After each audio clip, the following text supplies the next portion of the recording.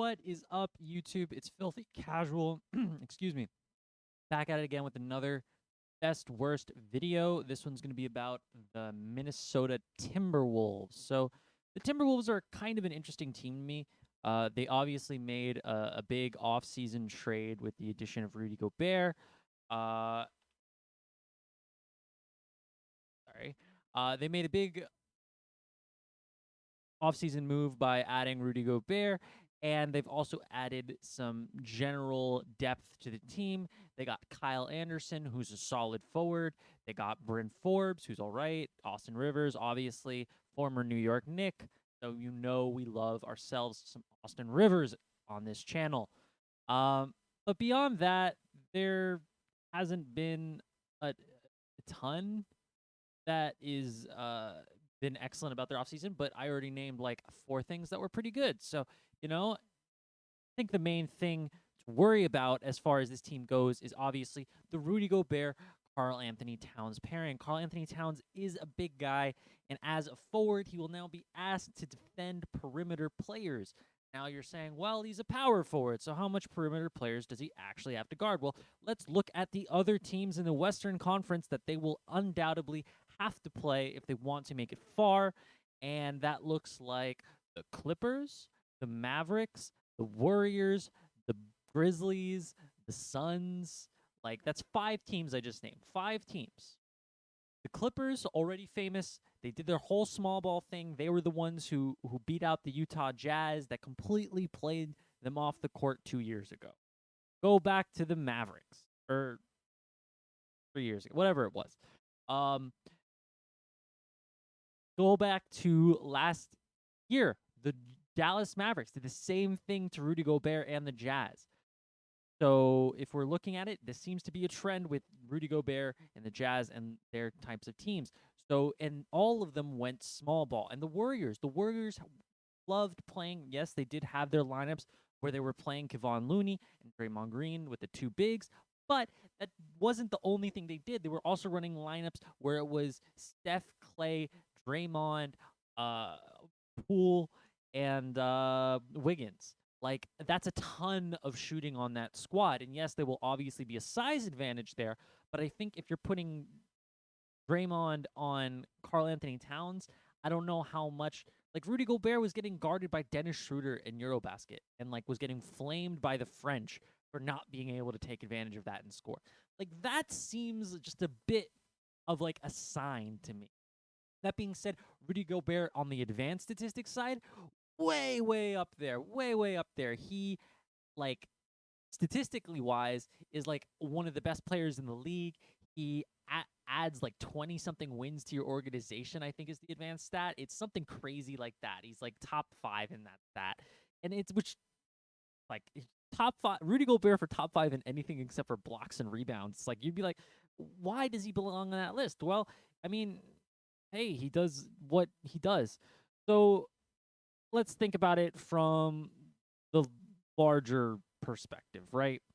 Um, the best case scenario for this team is kind of tricky.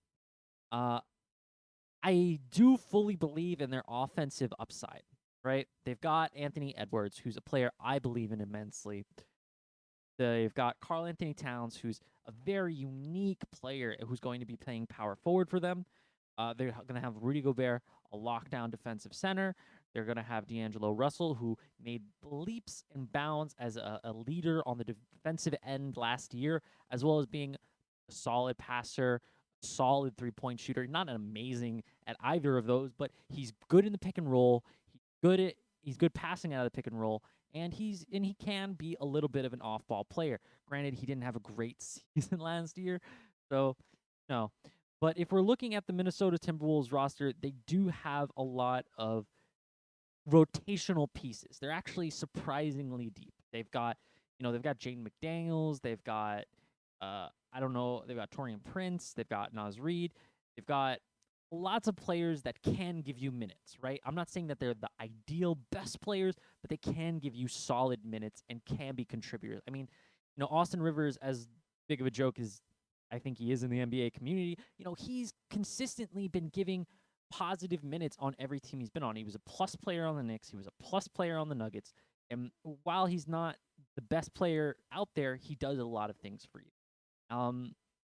Eric Pascal is kind of flowing around. He's on a two-way contract for them. So they've made Kyle Anderson was solid for the Grizzlies last year. They these are all players that are plus contributors, and I think it really lends themselves to the upside. So what's the best case scenario? The best case scenario is definitely a top 4 seed and contention for this team.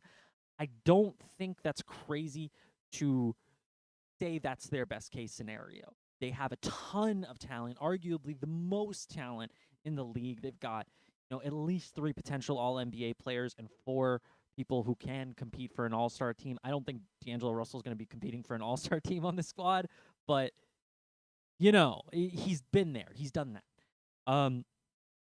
As far as their postseason contention, I don't know how much I personally feel positively about it. I think this team can get there, but it's going to be largely dependent on their perimeter defenders, people like Jared Vanderbilt, uh, Anthony Edwards making a leap on the defensive end, these types of players being contributors to help Rudy Gobert in these games where, the Jazz didn't really have the personnel to really help him out on the defensive end. And as we saw last year between Celtics and the Warriors, hey, they were the 2 best defensive teams in the playoffs. Guess what? They made it to the end.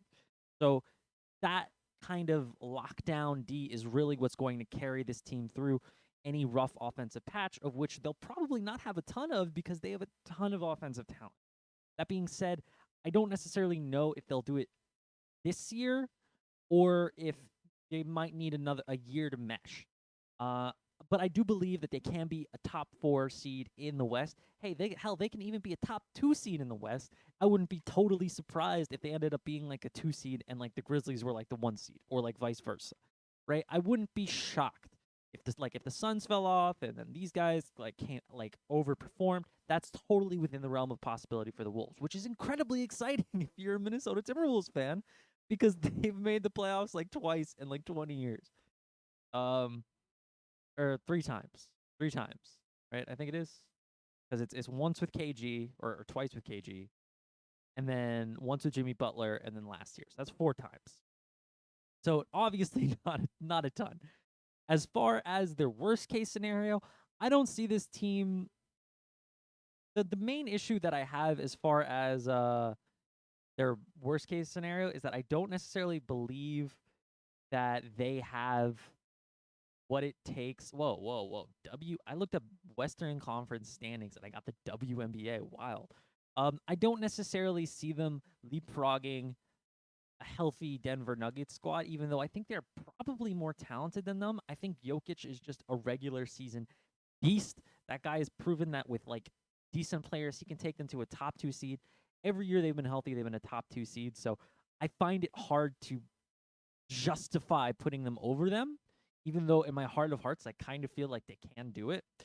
And there's just so many good squads in the West. If they, maybe have a couple of injuries or have a rough start trying to put together the power forward center dynamic, or maybe Anthony Edwards is taking too many shots. Not that he should.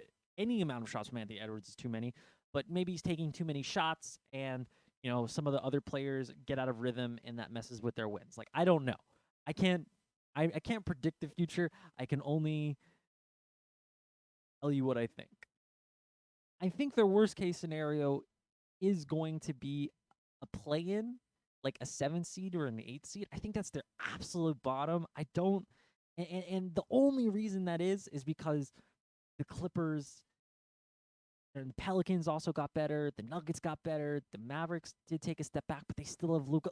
There's so many squads in the West and the East this year that it doesn't, saying that you're a play-in team doesn't feel like you're a bad team. There's a ton of play-in teams, right? That are the Blazers didn't even make the play-in last year. Now they have Damian Lillard and Anthony Simons, and they've got Christian Wood, I think it was.